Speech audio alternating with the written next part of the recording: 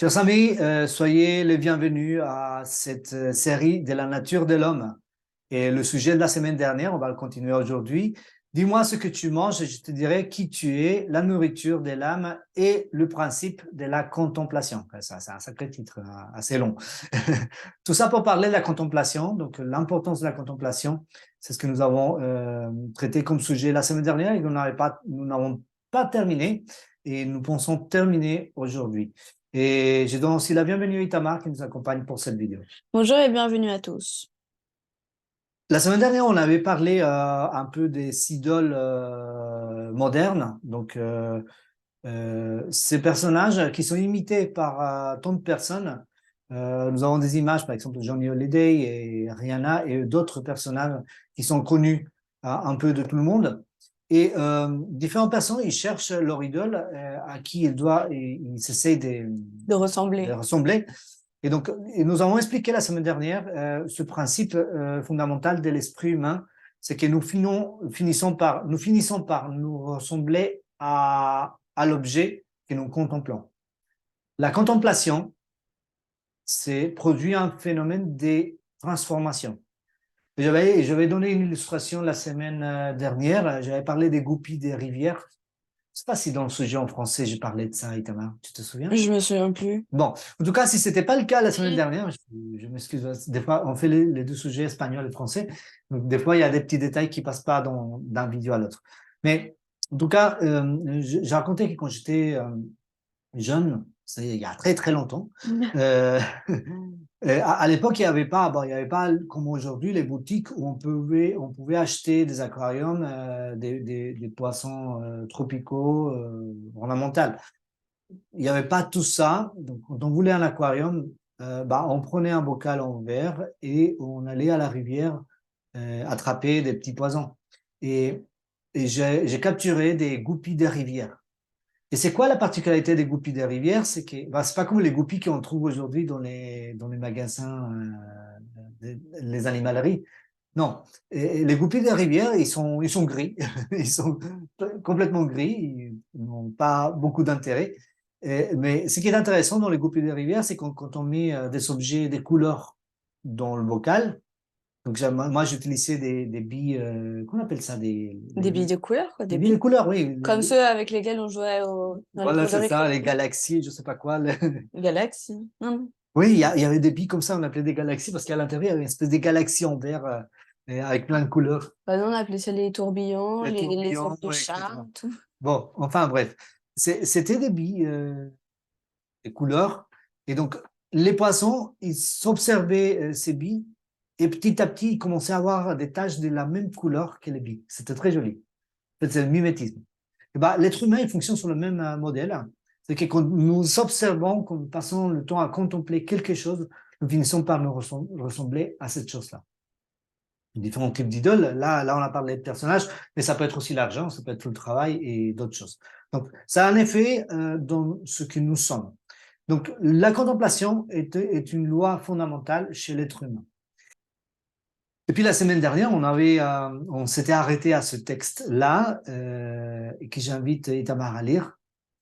Pour qu'ils sachent comment échapper à la corruption du monde, il faut introduire dans l'éducation de nos jeunes la simplicité de la vraie piété. Il faut leur enseigner que les vrais disciples du Christ se mettent en service de Dieu non seulement quand cela flatte leur penchant, mais aussi quand cela implique de renoncer à soi et de porter sa croix. Les péchés obsédants doivent être combattus et surmontés. Les traits de caractère discutables, héréditaires ou non, doivent être comparés aux grands principes de la justice, puis maîtrisés avec la puissance du Christ. À chaque instant, un travail énergique de renoncement et de sanctification doit avoir lieu en soi-même, alors les œuvres manifesteront que Jésus demeure dans le cœur par la foi. La sanctification ne ferme pas l'âme à la connaissance, mais ouvre l'esprit et l'incite à sonder la vérité à la façon d'un trésor caché. Ouais. Et on avait cité ce texte la semaine dernière, on a fait plein de commentaires, mais il y a un commentaire qui est aussi très important, c'est que la sanctification ne ferme pas notre esprit, mais l'ouvre. Il ouvre à quoi? Il ouvre à la vraie connaissance. Et pas seulement des domaines scientifiques, l'observation du monde qui nous entoure, mais aussi la connaissance de l'autre. ça nous amène à être empathique, à ne pas être superficiel, à ne pas juger les apparences, à ne pas se limiter aux aspects physiques d'une personne et à aller sur des relations un peu plus profondes, beaucoup plus profondes. Donc ça, c'est ce que nous avons lu la semaine dernière. Il y a ces deux textes que je voulais partager avec vous ce matin. Euh, Ce texte qui se trouve dans le livre Jésus-Christ, page 30, paragraphe 1. Le roi de gloire s'abaissa profondément pour revêtir l'humanité et vivre au milieu des êtres souvent grossiers et repoussants. Il dut voiler sa gloire pour que la majesté de sa forme extérieure n'attirât pas les regards. Il évita tout déploiement extérieur. Ni les richesses, ni les honneurs mondains, ni la grandeur humaine ne peuvent sauver une âme de la mort. Jésus voulut que rien dans sa nature terrestre n'attirât les hommes à ses côtés. Seule la beauté de la vérité céleste doit captiver ceux qui désirent le suivre. Longtemps à l'avance, le caractère du Messie avait été décrit dans la prophétie, et il voulait être accepté des hommes sur le simple témoignage de la parole de Dieu. Ça, c'est extrêmement important. Et je vais souligner quelques détails dans ce texte. Il évita tout déploiement extérieur. Donc, les apparences, c'est important de comprendre ça, l'œuvre de Jésus. Pourquoi il évita tout déploiement extérieur? Parce qu'il voulait voiler sa gloire. Il voulait pas que les gens se concentrent sur son apparence. euh, il voulait qu'ils se concentrent sur le message qu'il apportait, en fait. Et il voulait que ces gens-là se concentrent sur son caractère, pas sur son apparence physique. Et le but de son travail, de sa mission, c'était seule la beauté de la vérité céleste doit captiver ceux qui désirent la suivre. Et ça c'est très important parce que souvent, euh, les gens, ils cherchent tout ce qui est bling-bling, tout ce qui est attirant, tout ce qui est époustouflant. Pendant des années dans le passé, les gens ont suivi le culte des idoles, des images habillés en or et des pierres précieuses et des objets richement décorés, en pensant que c'était ça la gloire de Dieu. Mais la gloire de Dieu, c'est la vérité céleste. C'est une vérité simple, efficace, profonde. Et c'est ça qui fait la différence. En fait, aujourd'hui, il y a très peu de gens qui sont prêts à contempler cette vérité. Quand on fait des sujets, on me dit, ouais, mais tu parles souvent de méthodologie, des prophéties, des trucs complexes, des psychologies, des théologies, tu vas chercher la signification des mots, tu vas citer des mots en hébreu, en grec. C'est des trucs trop compliqués, c'est pas la peine. Faut juste croire en Jésus et adorer Dieu, ça suffit, hein, largement. Mais en fait, la vérité, c'est quelque chose de profond. On va souvent associer la présence de Dieu à des lieux très riches, très, comment dire, impactants. Mais la vérité se trouve à des endroits très simples, avec des personnes très simples. Et donc ça, il faut garder à l'esprit. Et Jésus, il est venu en voilant sa gloire pour éviter que les gens se concentrent sur le superficiel, mais qu'on aille au fond des choses. Et on a aussi le texte Isaïe 53, versets 1 à 6. C'est un texte que j'ai souvent utilisé quand j'ai présenté le sujet du Messie à des Juifs pour leur montrer que les prophéties, ils avaient déjà prédit le caractère du Messie, son œuvre, et aussi beaucoup de détails sur sa personnalité et la façon dont il allait agir. Qui a cru à ce qui nous a été annoncé? Qui a reconnu le bras de l'Éternel? Il s'est élevé devant lui comme une faible plante, comme un rejeton qui sort d'une terre desséchée. Il n'avait ni beauté ni éclat pour attirer nos regards, et son aspect n'avait rien pour nous plaire. Méprisé et abandonné des hommes, homme de douleur et habitué à la souffrance, semblable à celui dont on détourne le visage, nous l'avons dédaigné, nous n'avons fait de lui aucun cas. Cependant, ce sont nos souffrances qu'il a portées, c'est de nos douleurs qu'il s'est chargé, et nous l'avons considéré comme puni, frappé de Dieu et humilié. Mais il était blessé pour nos péchés, brisé pour nos iniquités, le châtiment qui nous donne la paix est tombé sur lui. Et c'est pour ces meurtrissures que nous sommes guéris. Nous étions tous errants comme des brebis. Chacun suivait sa propre voie, et l'Éternel a fait retomber sur lui l'iniquité de nous tous. Donc, il y a beaucoup de choses qu'on sait sur le plan de salut et l'œuvre du Messie. C'est assez intéressant qu'il dit comme un rejeton qui sort d'une terre desséchée. Moi, ce qui m'attire mon attention, c'est qu'en fait, en français, ils disent que son aspect n'avait rien pour nous plaire. Oui. Bah, alors, il était moche. C'est pas c'est pas ça. C'est pas ça, c'est qu'il il n'avait pas la carrure, il n'avait pas il n'avait pas l'ostentation, il n'avait pas le comportement, il n'avait pas les paroles du Messie attendu à son époque. À son époque, on attendait un Messie, un leader militaire, un leader charismatique, un leader politique charismatique, capable de diriger une rébellion contre le Romain afin de restaurer le royaume d'Israël et le mettre au sommet de nation. C'est ce qu'on attendait. Mais en fait, ça vient de la mauvaise compréhension de la mission du Messie en ignorant complètement le texte d'Isaïe. Donc, quand Jésus vient, il dit, si ton ennemi t'oblige à porter une charge pendant une nuit, va avec lui doubler la distance. Et qui était cet ennemi? Qui avait le droit de faire ça à cette époque-là où Jésus a dit ces mots? Les Romains? C'est les Romains, c'est les soldats romains qui avaient le droit à déposer leur charge qui devait déplacer sur les épaules de quelqu'un des peuples qui dominait. Et la loi les autorisait à les obliger à porter pendant une nuit, on dit, mile, cette charge. Et Jésus, au lieu de dire vous vous révélez, vous pouvez peut-être s'attendre que le Messie dit si on vous oblige à faire ça, vous vous révélez, vous cassez la tête de celui qui vous oblige à faire ça. Et ça aurait été très plaisant pour eux parce que c'est ce qu'ils attendaient. Mais Jésus dit non, vous refusez pas et même vous allez faire un peu plus. C'est quoi ce leader militaire? C'est pas comme ça qu'on allait se débarrasser des Romains. C'est parce que la mission du Messie n'était pas du tout cela. Et c'est pour ça qu'il n'était pas attirant. Parce que les gens, ils attendaient quelque chose de superficiel selon leurs attentes et ils ne cherchaient pas vraiment la vérité. Quand on est sincère dans sa recherche de la vérité, il faut accepter qu'à un moment donné, et même à plusieurs occasions, et même d'une manière assez répétée, on soit obligé de dire oui, effectivement, je fais fausse route, je me suis trompé, j'ai pensé que, mais en réalité, c'est pas ça, et je vais prendre la bonne direction. Il faut être humble, reconnaître, être capable de faire cette gymnastique. Mais ça, c'est pas évident. Et à l'époque de Jésus, ils attendaient quelqu'un qui était tellement différent de lui. Donc, quand il était présenté comme le Messie, ils disaient, c'est ça le Messie? Pas du tout. Faites fausse route. On ne s'intéresse pas. C'est pour ça. Mais en plus de ça, il avait voilé sa gloire, parce que dans le concept du Messie, il y a aussi sa divinité. Donc, ça devait être quelqu'un de très important, un prince, un noble.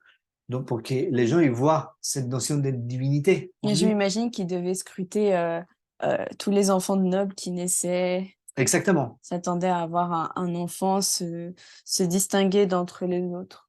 Même jusqu'à aujourd'hui, le peuple juif essaie de voir le Messie parmi les rabbins les plus connus, les plus populaires, les plus puissants. Mais ça n'a rien à voir. Et le message, il va venir d'une manière très, très simple.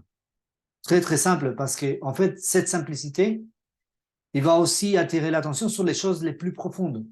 Parce que des fois, quand on reste trop en surface, on n'arrive pas à voir la vérité. C'est ce que Jésus voulait faire.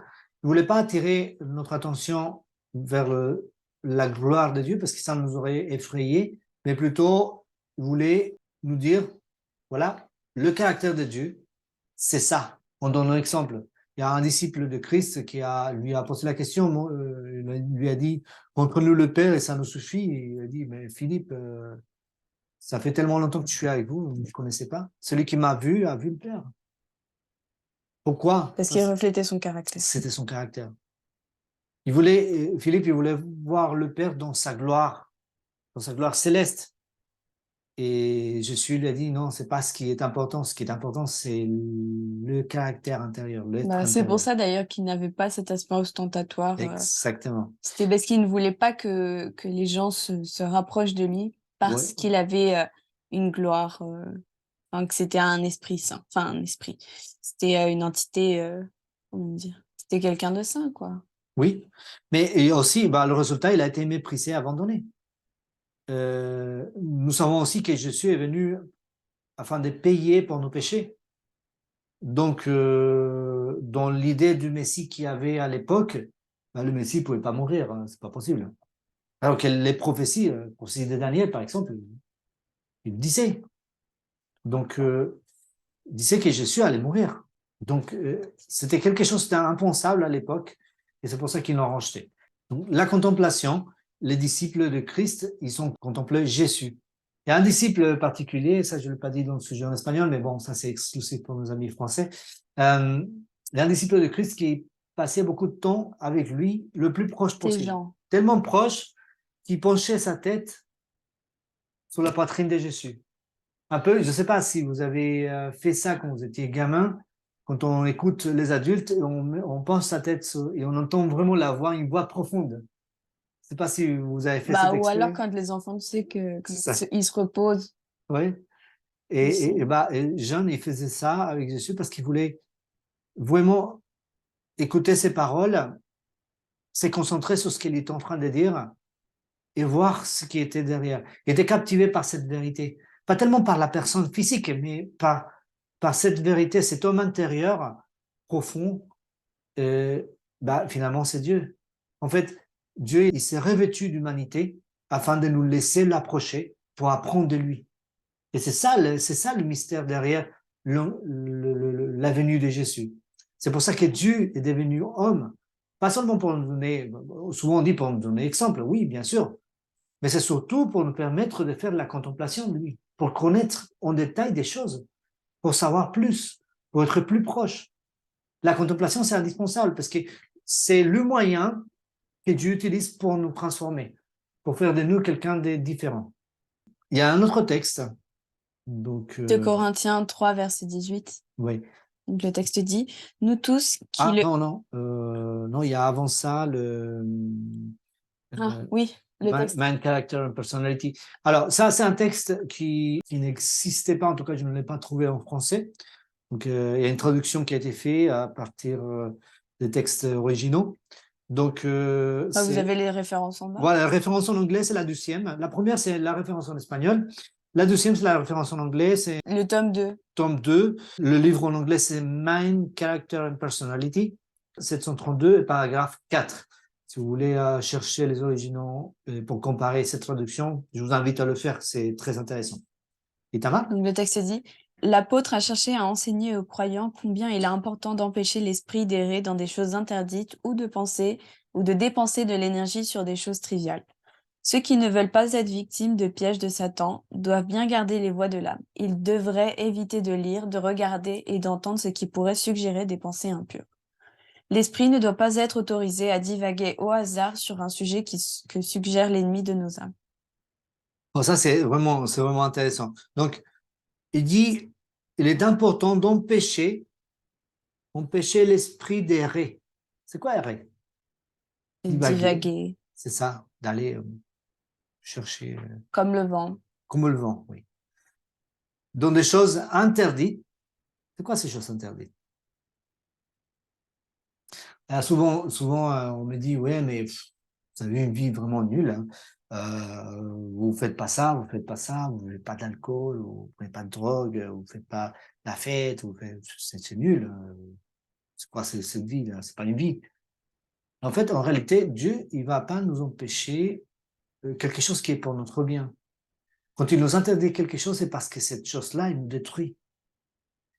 Je n'ai aucun regret à ne pas boire de l'alcool, à ne pas fumer, à ne pas aller dans des discothèques, à ne pas faire ceci et cela. Parce que j'ai fait beaucoup d'autres choses plus intéressantes et plus constructives. Et ça ne m'empêche pas d'être heureux dans ma vie. Oui, comme toute personne, j'ai des difficultés, mais franchement, je me rends compte qu'à chaque fois que Dieu nous interdit quelque chose, c'est pour notre bien. Donc, en fin de compte, il y a des choses qui sont interdites parce que ça nous détruit. Et Dieu ne veut pas qu'on se détruise. Et il y a aussi la deuxième partie du texte qui dit de dépenser de l'énergie sur des choses triviales. Ça serait quoi, par exemple, dans la vie de tous les jours? Se maquiller. Hein? Se maquiller. Des choses triviales. On pourrait dire, Les ragots. hein, les ragots, Raconter des oui. ragots. Bah, trivial, c'est quelque chose qui n'est pas vraiment important. On va dire, par exemple, les épisodes des touristes. C'est quelle chaîne, hein, déjà? TF1. TF1, oui. Ouais. Ou des trucs. Là, tu vises personnellement. Non, non, pas du tout. Hmm. Mais par exemple, moi, à un moment donné, j'aimais bien Corneille et Bernie. C'est des dessins animés. Moi, j'ai pas honte à l'admettre. Mais bon, c'est trivial, ça. Il faut éviter ça. Tout ce qui ne nous apporte rien, ça, c'est un effet qui nous consomme de l'énergie pour rien. Donc, quand on est fatigué, oui. Par exemple, moi, je suis pas contre la télé. Je pense que la télé, c'est quelque chose de bien. Le problème, c'est pas la télé, le problème, c'est l'usage qu'on fait. Si on est fatigué, qu'on veut se dissiper sur d'autres sujets, il y a des chaînes documentaires, il y a des choses intéressantes ailleurs, oui. On peut regarder quelque chose de différent. On n'a pas besoin de regarder des choses inutiles ou des choses qui vont inspirer le mal en nous. Donc ça, c'est important. Et, et puis à la fin du texte, il dit que l'esprit ne doit pas être autorisé à divaguer au hasard Sur un sur un sujet sujet qui suggère qui? l'ennemi de nos âmes. L'ennemi de nos âmes. C'est que de fois, ah, je suis fatigué, allez, je vais aller sur Internet, je vais faire quoi? Bah, je ne sais pas. Je n'ai pas une idée précise, donc je vais sur Internet, je vais voir ce que je trouve. Et ça, c'est une dynamique dangereuse. Pour ceux qui veulent éviter des pièges sur Internet, n'allez jamais sur Internet si vous n'avez pas une idée précise. Okay, on va sur Internet chercher un sujet. Par exemple, vous voulez voir un documentaire animalier, bon, vous allez sur YouTube, vous tapez documentaire animalier, vous n'allez pas divaguer, parce que vous avez un objectif. Vous allez chercher un documentaire sur comment réparer un appareil ménager, pareil, vous cherchez et vous n'allez pas divaguer. Ne vous permettez pas de divaguer parce que finalement, c'est votre esprit qui va être contrôlé par une intelligence artificielle et derrière cette intelligence artificielle, il y a l'ennemi des âmes, l'ennemi qui veut nous détruire. Donc ça, c'est un élément important à prendre en compte, parce qu'il y a beaucoup de personnes qui divaguent et ils trouvent ça normal ou tout simplement banal. C'est pas grave, un peu de ton relax, si ou non. Mais en fait, c'est derrière ça, derrière cette action de divaguer, bah, il peut se cacher des pièges mortels. Et souvent, on termine sur des sujets qui ne vont pas nous apporter grand-chose. Maintenant, on va lire le texte de 2 Corinthiens, chapitre 3, verset 18. Nous tous, qui le visage découvert contemplons comme dans un miroir la gloire du Seigneur, nous sommes transformés en la même image, de gloire en gloire, comme par le Seigneur, l'Esprit. Parfait. Donc, ça, c'est le même principe qu'on avait vu la semaine dernière sur la transformation. Donc, quand on contemple devant un miroir, et ce miroir, ça serait qui? Jésus? Parce qu'on contemple la gloire de Dieu. Mais quand on voit un miroir, on ne voit pas vraiment la personne. Quand on se voit sur un miroir, on ne se voit pas soi-même. Il est impossible de se voir soi-même directement. On a besoin d'un miroir. D'accord? Et quand on contemple la gloire de Dieu à travers un miroir, c'est qu'on utilise le miroir pour que la gloire de Dieu se reflète. Et ce n'est pas exactement la gloire de Dieu, mais c'est l'image de la gloire de Dieu. Et c'est exactement ce qu'on avait dit tout à l'heure dans le sujet en espagnol, que ce miroir, il représentait quoi? Bah Jésus. Il représente Jésus si on applique le principe de méthodologie. Donc, cette transformation, il s'est fait quand on observe la gloire de Dieu dans le miroir qui est Jésus. Et petit à petit, donc on se rend compte, notre être intérieur il va être transformé par le pouvoir de l'Esprit de Dieu. Et ça, c'est vraiment quelque chose de capital dans ce sujet. Ok, maintenant on va parler un peu de méthodologie. Donc, ceux qui suivent nos sujets sur Internet, on s'apercevra qu'on utilise beaucoup la méthodologie, les méthodes d'interprétation biblique. Donc, la méthodologie nous enseigne aussi sur ce sujet. On pourrait me dire, mais qu'est-ce que la méthodologie à voir avec cette histoire de la nature de l'homme? En fait, l'homme, c'est l'œuvre de Dieu et la méthodologie, c'est un outil qui nous permet de comprendre l'œuvre de Dieu. Et donc, elle est applicable aussi à la nature humaine. Donc, la formule des naturels et spirituels nous dit que le naturel représente le spirituel, mais le naturel est différent du spirituel. Donc, pour ceux qui ne connaissent pas cette formule, je vous invite à regarder les autres sujets qu'on a fait sur Internet. Il y a un sujet en ce moment sur le riche et Lazare. C'est un atelier de méthodologie. Il y a d'autres sujets sur la méthodologie que vous pourrez trouver sur notre chaîne. Maintenant, la Bible dit que, en Genèse 1, 26, Puis Dieu dit, faisons l'homme à notre image, selon notre ressemblance, et qu'il domine sur les poissons de la mer, sur les oiseaux du ciel, sur le bétail, sur toute la terre et sur tous les reptiles qui rampent sur la terre. Dieu dit, faisons l'homme à notre image. C'est-à-dire que l'homme est l'image de Dieu.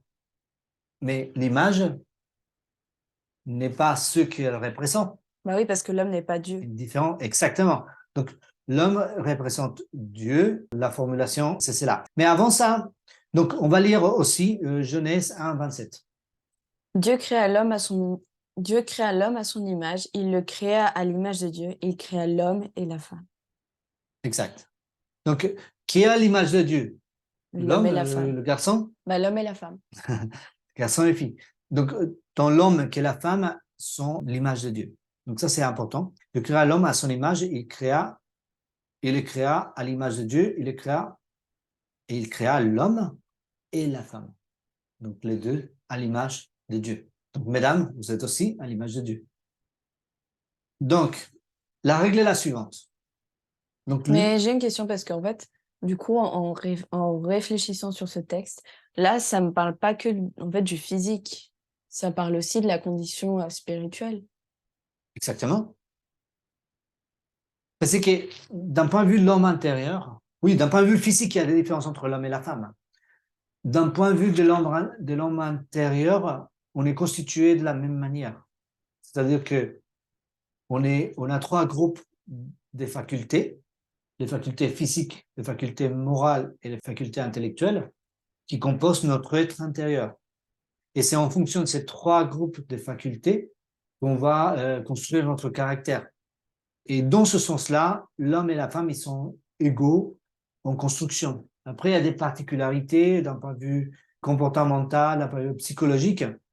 Et attention, je ne dis pas à aucun moment que l'homme est supérieur à la femme, ni vice-versa. Il ne s'agit pas de ça. Mais être différent, ça ne va pas dire supérieur ou inférieur. Mais en essence, c'est-à-dire ce qui concerne l'homme intérieur ou la femme intérieure, c'est pareil. C'est pareil. Et là, je dirais l'homme, voilà, je l'écris en minuscule, mais l'homme, c'est en majuscule avec un grand H. Je vais même le corriger là. Attends, je le fais. Ok, donc là, c'est corrigé. Je l'ai mis en minuscule, mais là, ça passe en majuscule. Parce que c'est l'homme avec un grand H, c'est homme et femme. C'est l'humanité. L'humanité. Donc l'homme représente Dieu, mais l'homme est différent de Dieu. C'est que l'homme n'est pas Dieu. Dans la plupart des religions païennes, l'homme a la divinité en lui et l'homme est Dieu. La Bible ne nous enseigne pas ça. La Bible nous enseigne que nous sommes à l'image de Dieu, mais que l'homme est Dieu, c'est différent. L'homme n'est pas Dieu. Donc voilà pourquoi nous avons été créés. Mais pour garder cette image, pour que l'on puisse garder cette image alors qu'il y a cette règle de la contemplation, ben, il fallait que l'on fasse quoi? Qu'il contemple quoi? Dieu. Qu'il contemple qui? Dieu. Donc Dieu. Et c'est la contemplation de Dieu qui allait maintenir l'image de Dieu dans l'homme. En fait, qui allait garder l'homme en tant qu'image de Dieu. C'est ça l'idée. Donc là, on a l'homme et la femme qui sont faits à l'image de Dieu. Mais l'entrée du péché, crée un changement. Et c'est quoi cette nouvelle formule, Itama? Bah, du coup, c'est l'homme qui représente Satan. Non, Oui. l'homme est l'image de Satan. Oui, l'homme représente Satan. L'homme représente Satan, mais l'homme n'est pas Satan. Oui. En fait, il y a néanmoins cette différence. Et là, c'est pareil, ce serait l'homme avec un grand H, mais bon, c'est pas grave.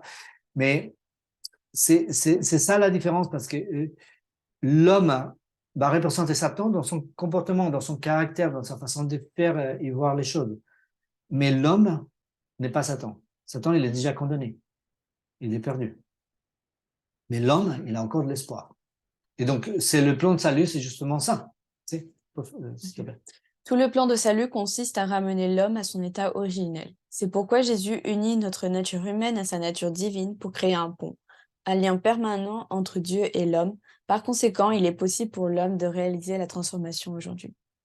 La sanctification est réalisée par l'observation. Les voies de l'âme auront une grande influence sur la transformation de notre caractère, pour le meilleur ou pour le pire.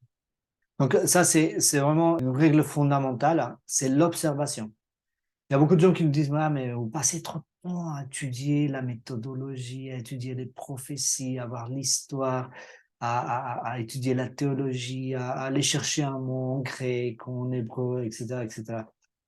Et c'est compliqué, on devrait aller à l'essentiel, vous adorez Dieu, vous adorez Jésus, c'est tout. Hein. Pas besoin de faire plus que ça. Mais en fait, pourquoi Dieu, il nous pousse à faire cette recherche? C'est parce que tout le temps que nous serons occupés à essayer de comprendre les vérités qui sont dans la parole de Dieu, à essayer de comprendre le message qui se cache derrière certains textes, tout le temps que nous allons passer à analyser la façon dont Dieu il agit pour nous sauver, tout ce temps-là, bah, c'est le temps qui n'est pas consacré à des choses mondaines. Ce n'est pas consacré à faire le mal.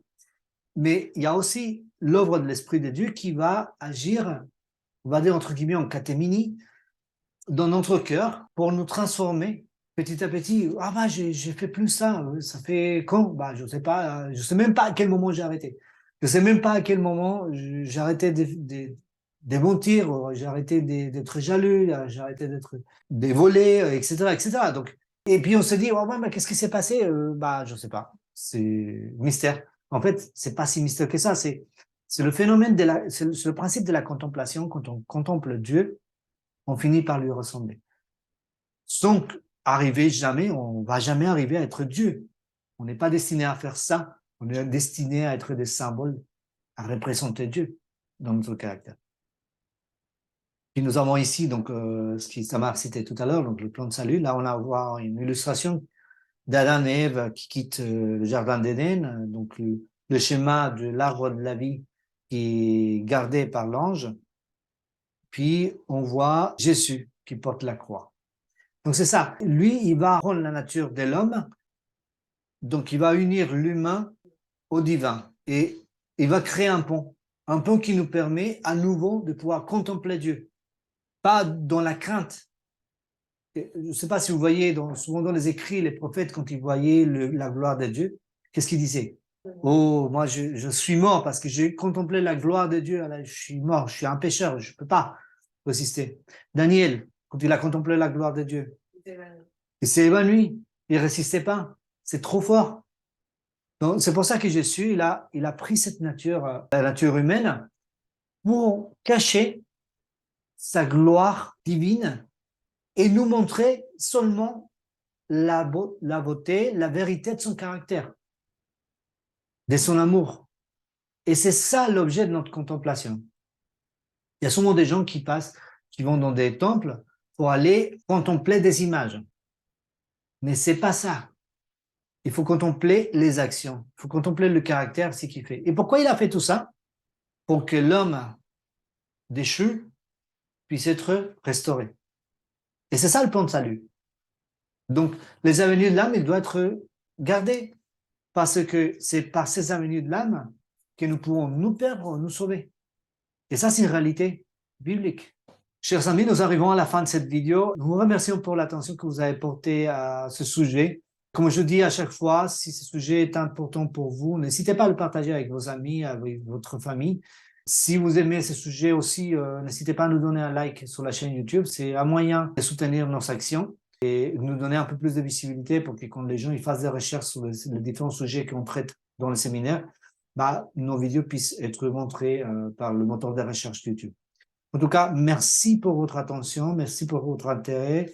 Je remercie Itamar de nous avoir accompagnés dans cette vidéo. Que Dieu vous bénisse et que Dieu bénisse votre curiosité. Je vous invite à regarder notre prochain sujet de la semaine prochaine. Que Dieu vous bénisse. Bye bye.